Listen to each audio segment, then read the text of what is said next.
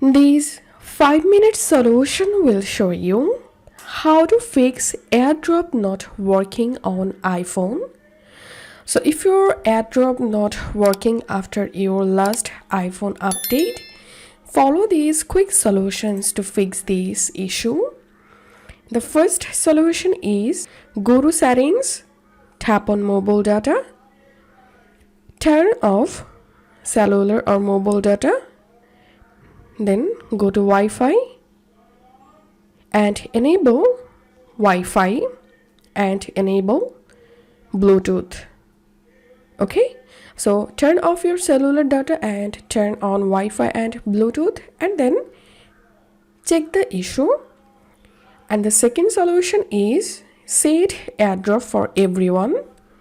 Go to settings, scroll down and tap on general, tap on Airdrop and select everyone. Then check the issue. And the last and final solution is reset your Airdrop settings. Go to general, transfer reset iPhone, reset all settings. Once done, hope this solution will fix your Airdrop not working issue. If you find this video helpful, don't forget to subscribe 5-minute solution. See you in the next video.